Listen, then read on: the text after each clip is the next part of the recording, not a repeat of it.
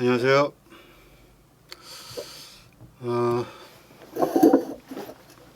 오늘 드디어 마지막 시간이 왔습니다. 오늘은 제가 간단하게 좀 소회를 잠깐 말씀드리고 마지막 회를 끝내려고 합니다. 몸기도의 시작은 제가 보기엔 자기의 몸을 좀 알아가는 것이 아닐까 그런 생각이 듭니다. 몸을 어떻게 알아갈까 그런 이제 생각을 해보게 되는데 여러분은 어떻게 몸을 좀 어떻게 알만 하신가요? 자기 몸에 이렇게 관심이 있으신지 자꾸 뜨네. 제가 잘못 만져가지고. 근데 이게 뭔지 아십니까? 이거 그냥 장식품인데 여기 이제 태양계예요. 태양계 안에 그런 장식품인데 누가 줘가지고 둘 데 없어서 여기다 뒀는데 자꾸 이게 거슬리네. 하여간 어떻게 그 몸을 좀 알아갈까? 젊을 때는 이제 몸을 좀 아낄 줄 모르죠. 나이가 들면은 몸을 좀 그때부터 좀 아끼기 시작하는데 뭐 병들고 이제 뭐 약해지고 그러니까 이전보다 몸에 더 신경이 가는 것 뿐이지 사실은 뭐 달라진 건 없습니다. 건강하고 다 좋으면은 뭐 약해진 거가 못 느끼고 그러면은 뭐 젊을 때랑 똑같이 살지 않을까.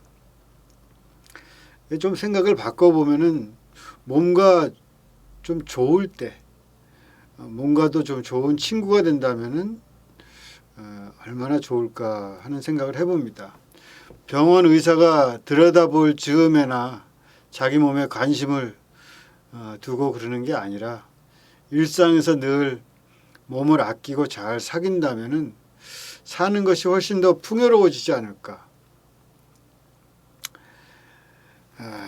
우리는 인간이 보면 대부분 자기의 몸을 응시하는 법을 좀 잊어버린 것 같아요. 특히 이제 몸에 관한 남자들은 굉장히 무지하지 않습니까? 또 그건 뭐 지적으로나 감성적으로나 굉장히 좀 몸과 거리가 있는 것 같은 그런 생각이 들 때가 많습니다. 저 자신부터도. 그래서 자기 몸을 다루는 법을 좀 잊어버리고 의술이 발전하는 것과 인간이 자기 몸에 대해서 무지해지는 것은 좀 다른 문제인 것 같습니다. 몸을 알고 쓰는 것에 대한 좀 주체적인 능력을 갖는 것 그런 것이 이제 몸에 대해서 좀 아는 것이 될 텐데 그런 건 좀 확실히 떨어지는 것 같아요. 물론 발달된 의학과 무슨 진찰실, 검사실, 수술실 뭐 하여튼 그런 제가 보니까 병원도 좀 몸에 대해서 좀 무시하는 것 같아요. 몸을 다루고 있는 사람들인데도 병원이란 데가 그 몸과는 좀 거리가 있는 그런 느낌 들 때가 많지 않습니까? 우리나라 같은 경우는 특히 더 그렇죠. 굉장히 싸늘한 느낌, 병원이라는 데가. 몸에 대해서 좀 불친절한 느낌. 몸을 다루는 사람들이, 몸으로 먹고 사는 사람들이 몸에 대해서 그래서는 안 될 텐데 좀 그런 느낌이 드는 경우가 참 많이 있죠.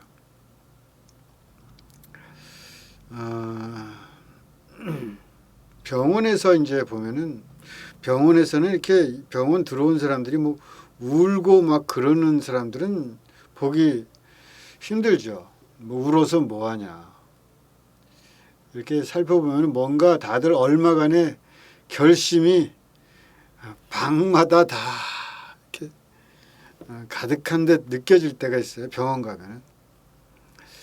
그리고 약간 싸늘하게 몸에 대해서 약간 거리를 확실히 두고 마치 의사 같은 느낌이 돼서 그렇게들 있는데 이 몸이 가지는 어떤 심각성, 약간 그 뭐랄까 몸이 가지는 본질성, 몸이 중요한 거구나 정말. 뭐 이거저거 이러니 저러니 뭐 이 생각 저 생각 하지만 결국 몸이라는 것이 이렇게 중요한 것이고 여기에 뭔가 제동이 걸리는 건가. 사람들은 그런 그 심각성, 몸이라는 것이 얼마나 심각한 것인지 본질적인 것인가 하는 것을 좀 확실하게 이렇게 병원에 오면서 깨닫고, 그래서 단순히 뭐 운다거나 웃는다거나 하는 것보다 더 깊은 곳에 좀 들어와 있다 이렇게 얘기하는 듯이 느껴질 때가 많아요. 병원 가면 이제 아픈 사람들을 보면서 병실마다 한 사람 한 사람, 특히 이제 조금 중한 병일수록 그런 어떤 몸이라는 것이 무엇인가를 말해주는 것 같은. 제가 최근에 최근은 아니죠. 근데 하여튼 프리다 칼로라는 그런 그 여자가 있습니다. 멕시코 여자, 화가입니다. 근데 이 사람이 이제 굉장히 고통스럽게 살아요, 인생을. 보니까 이제 6살 땐가 소아마비로 이제 한쪽이 좀 이제 성장이 안 되는 거죠. 그렇게 이제 어릴 때부터 그렇게 했는데 16살인가 18살인가 제가 확실히 기억이 안 나는데 사고를 당합니다. 그래가지고 엄청 이제 버스랑 뭐 전철 같은 것이 부딪혔대나 뭐 하여튼 그런 사고를 당해가지고 크게 다쳐요. 근데 뭐 이렇게 뭐 들으면 뭐 사고를 많이 다치고 그 기둥 쇠파이프 뭐 기둥이 버스에 있는 무슨 그 기둥 그 난간이 부러지면서 이 옆구리로 들어와 가지고 질로 나갔대요. 그래가지고 이 등뼈를 다치고 이 내부를 거쳐서 이렇게 하여튼 하여튼 여러 곳을 이렇게 찢고 다치고 하면서 이렇게 그래가지고 이제 온몸이 만신창이가 된 거죠. 그러다가 그게 뭐 열 몇 살 때인데 그래가지고 병원에 있으니까 원래는 의사가 되려고 그랬다는데 그림을 그립니다. 거기서. 근데 약간 이제 그래서 이 사람은 주로 이제 많이 누워 있고 했기 때문에 주로 자기 초상화를 많이 그렸어요. 그래서 나중에는 결국 이제 멕시코를 대표하는 화가 같이 그렇게 공산주의자인데 하여튼 그 멕시코를 남미는 그게 셉니다. 사회주의, 공산주의가.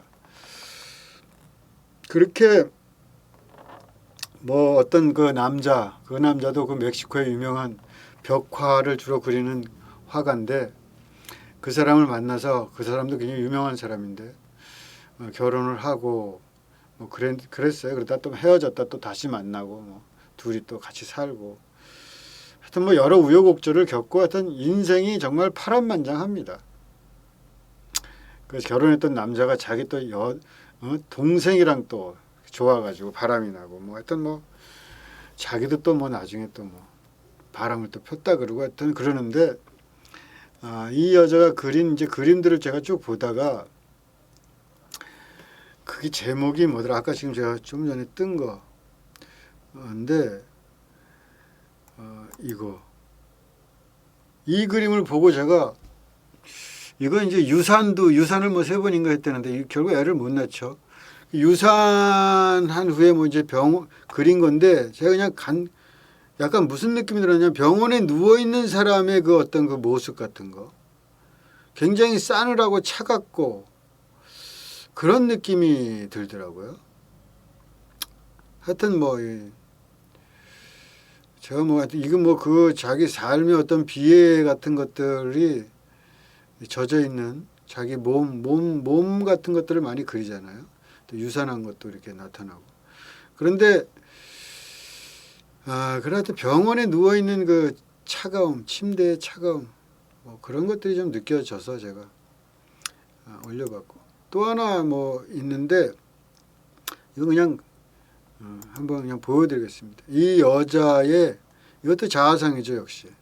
이런 자화상을 많이 그리는데 굉장히 황량한 이 뭐랄까 벌판이랄까 광야 같은데 이렇게 있는데 그냥 그 자기 몸의 그 척추랄까 이 기둥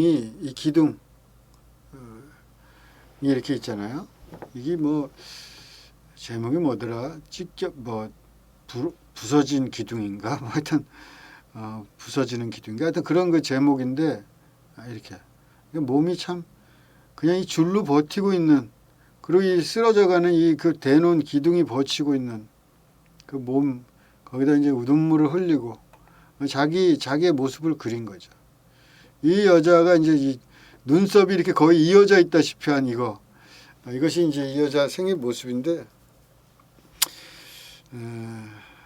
하여간 그 제가 왜 이걸 갑자기 뭐 이렇게 보여드렸냐 뭐랄까 몸에 대해서 자기 몸을 좀 잘 응시하는 법 이런 것들을 좀 배워볼 필요가 있고 인간은 자기 몸을 다루는 법을 좀 잊어버리지 않았나. 그것은 개인도 마찬가지고 병원도 좀 마찬가지인 것 같고 그래서 상처받은 몸, 병원, 의학, 서구적 의학 특히 이런 것들은 인간의 몸을 좀 소외시키는 것 같습니다. 그러니까 가장 사실 중요한 것인데 좀 천대를 받고 뭐 거의 지쳐서 쓰러질 때야 돼야 겨우 관심을 받는 그런 몸. 그렇기 때문에 몸을 사랑하면서 저는 삶도 좀 인간의 삶이 아름다워지지 않을까. 제가 매일 묵상 이걸 녹음하고 내보내면서 그런 생각이 가장 많이 들었습니다. 몸을 사랑하게 된다면 인간들이 그럼 더 아름다워질 것 같다 사람들은 그런 생각을 많이 했어요. 그러니까 우리가 공부도 몸으로 공부를 하면서 살아야죠. 머리로만 너무 공부하고 그랬거든요. 그러니까 몸으로 공부하는 것의 가치가 더 높게 매겨지는 그런 사회가 된다면은 좋아지지 않을까 사회도. 또 하여튼 이 우리의 모든 공부할 삶을 육화, 그러니까 성육신, 육화를 통해서 어떤 신성과 영원성을 띠게 되는 것이 아닌가 하는 생각을 해봅니다. 몸은 자기가 제일 잘 알잖아요. 관심만 가지면 관심을 뒤로 밀어놓고 에이 모르겠다고 방치하고 이러니까 그렇지 잘 들여다보면은 알죠. 몸에 붙었는지 안 붙었는지 내가 정말 생각은 그렇게 하지만 내 삶이 그렇게 살고 있는 건지 안 살고 있는 건지 자기가 제일 잘 알죠. 몸이 자기와 딱 붙어 있으니까 피아노 치는 사람들이 피아노 하루를 안 치면 자기가 알고 이틀을 쉬면은 옆 사람이 알고 사흘 쉬면은 관객이 안다 그런 말도 있듯이 벌써 이게 몸이 몸으로 육화되지 않은 모든 것들은 금방 자기한테 드러나거든요.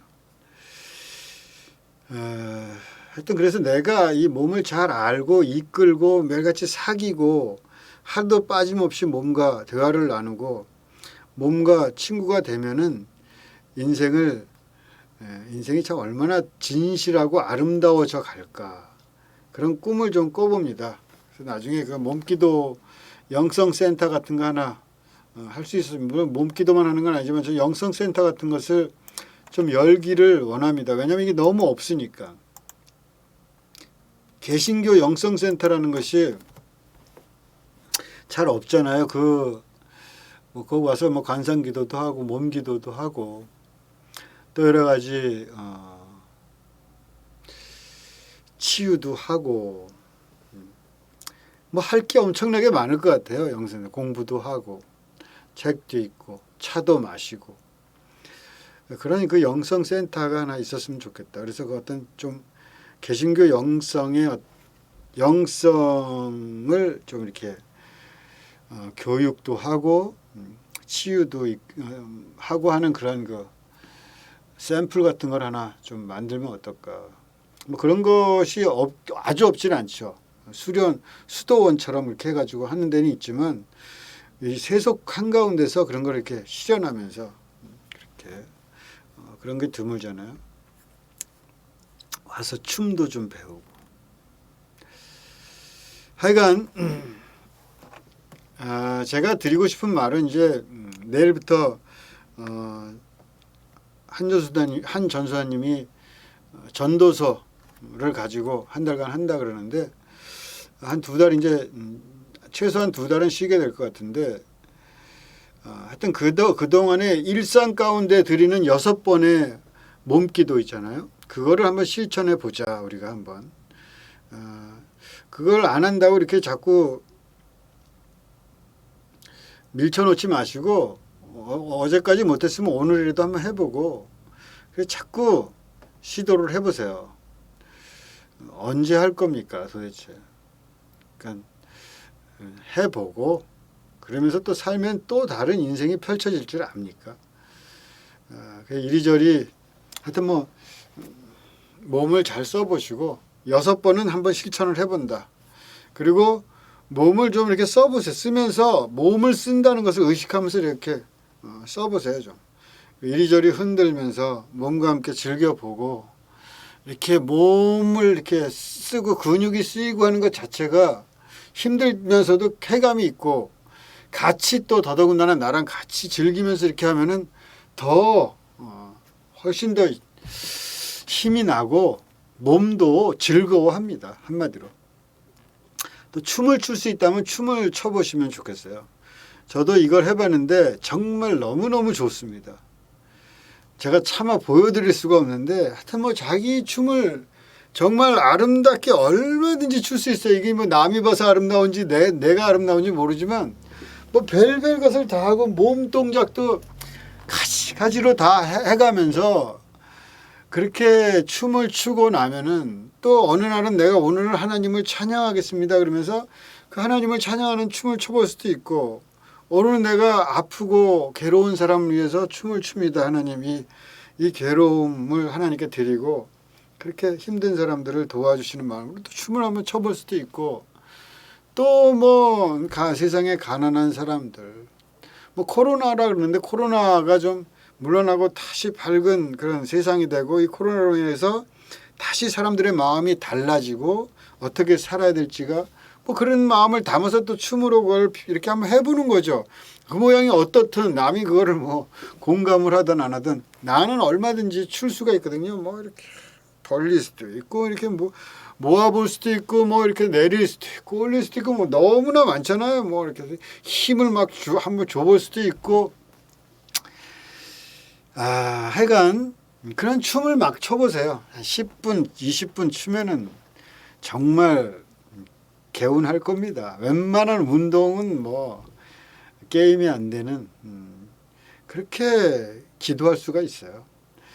그래서 여러분 하면 쉬는 동안 저도 좀 해볼 테니까 여러분도 해보시고 같이 다시 또 하게 되면은 그때 서로 이야기를 나눌 수 있었으면 좋겠습니다. 좀 이렇게 소녀같이 그렇게 살 수 있다면 얼마나 좋을까 싶어요. 너무 늙어서 그렇게 살기는 글른 건가 그런 생각이 안 드는 건 아니지만 그냥 깰깰거리면 낙엽이 이렇게 정말 그러더라고요. 정말 그렇게 웃더라고요. 낙엽이 이렇게 긁으면은 바닥에 긁고 가면은 낙엽이 하나 떨어져도 낙엽 떨어지는 걸 봐도 소녀들이 깔깔거리고 뭐가 좋은지 깔깔거리고 웃는다는데 제가 이제 그런 소리는 들었는데 진짜로 낙엽이 그 낙엽 하나가 이렇게 했는데 아스팔트 위를 푹 긁으면서 가더라고요. 바람이 부니까. 근데 그 중학생이지 고등학생들이 여학생들이 그걸 듣더니 서로 보고 얼마나 깰깰거리고 웃는지 그 뭐 웃을 일도 아닌데 깰깰 뭐 우헤헤헤헤 뭐 떨어지는 낙엽을 보면서 본다는 것도 몸이죠. 보면서 또 다니는 사람들 뭐 떠가는 구름 비가 내리고 정신없이 바쁘다가 어느 날 이렇게 또 문득 이렇게 창밖을 보기도 하고, 환하게 웃으면서 결혼하는 젊은 남녀들도 있고, 또 늙어서 주름진 얼굴, 아이고 어떡하나 그런 생각이 들기도 하고, 아이가 태어나고 학생들은 자라가고, 조금 있으면 아마 뭐 가을 와서 계절이 바뀌면서 다 결국은 떨어지고 말겠지만, 지금 너무나 왕성하게 나는 푸르다고 말하고 있는 그 나무들, 뭐 이렇게 그걸 그 전체를 하나 이렇게 몸처럼 생각하면서 내 몸의 확장으로 생각하면, 바다와 수평선, 은하계, 우주, 뭐 그런 식으로 그런 어떤 하나의 전체성을 가지고 그것을 하나로 수렴하면서 있는 것이 내 몸이다 하는 생각으로 인생을 한번 재밌게 살아봤으면 좋겠습니다. 그 일상, 몸, 제가 생각에는 몸이라는 그 말은 전 일상의 다른 말이라고 해도 과언이 아니라고 생각해요. 물론 거기에 대해서는 긴 설명이 좀 필요하긴 하지만, 몸이라는 것은 일상이에요. 결국 일상의 그 신비와 아름다움, 깊이, 이런 것들을 생각하면서 살아가자, 이런 말씀을 드리고, 다음에 뵐 때까지 또 안녕히 잘 계시길 바라고, 제가 마지막으로 시를 하나 읽어드리고 마치도록 하겠습니다. 이 시의 제목은 생의 노래라는 시인데, 생의 노래, 이기철이라는 작가의 시입니다. 생의 노래 제가 한번 낭독을 하고 마치도록 하겠습니다. 돋는 나무들은 나를 황홀하게 한다. 흙 속에서 초록이 돋아나는 걸 보면 경건해진다. 삭은 처마 아래 내일 시집갈 처녀가 신부의 꿈을 꾸고, 녹슨 대문 안에 햇빛처럼 밝은 아이가 잠에서 깨어난다. 사랑의 이름과 함께 생애를 살고 풀잎의 이름으로 시를 쓴다. 세상의 것 다 녹슬었다고 핍박하는 것 아직 이르다. 어느 산기슭에 샘물이 솟고 들판 가운데 불꽃이 씨를 익힌다. 절망을 두려워하는 사람들이 질의 절망을 노래하지만, 누구나 마음속에 꽃잎 하나씩은 지니고 산다. 근심이 비단이 되는 하루, 상처가 보석이 되는 한 해를 노래할 수 있다면, 햇살에 은실 풀어 내 아는 사람들에게 금박 입혀 보내고 싶다. 내 10줄 시가 아니면 무슨 말로 손수건만한 생애가 소중함을 노래하리. 초록에서 숨쉬고 순금의 햇빛에서 일하는 생의 향기를 흰 종이 위에 조심히 쓰며. 예, 이런 시입니다. 삶의 깊이를 그렇게 바라보면서 살면은 우리 삶이 더 풍성해지고 아름다워지지 않을까. 특히 이제 몸기도를 우리가 하고 있는데, 정말 몸을 사랑하고 괜히 허튼 것에 마음 두지 말고 살아가는 그 아름다움, 살고 있는 그 진실을 깊이 살고, 내 몸을 잘 살고, 무슨 천국 같은 거 뭐 지옥이니 천국이니 이런 허황된 소리를 하지 말고, 천국을, 예수님도 천국이 내 마음 안에 있다 그러잖아요. 그러니까 천국은 다른 데 있는 것이 아니라 내 마음에 있다. 그러니까 그런 그 자기의 일상에 자기의 몸을 잘 살면은 천국을 이루는 것이고, 또 어떤 다른 질의 천국이 있다 하면은 그것은 그 사람들의 천국입니다. 자기 몸을 잘 가꾼 사람들, 자기의 일상 속에 깊이 산 사람들, 그런 사람들이 천국의 사람들이고 예수님께서 꿈꾸신 하나님 나라는 결국 그런 나라이다. 이런 말씀을 드리면서 오늘 마지막 작별을 고하고 다음에 또 한 두세 달 뒤에 뵙도록 하겠습니다. 그러면 안녕히 계십시오.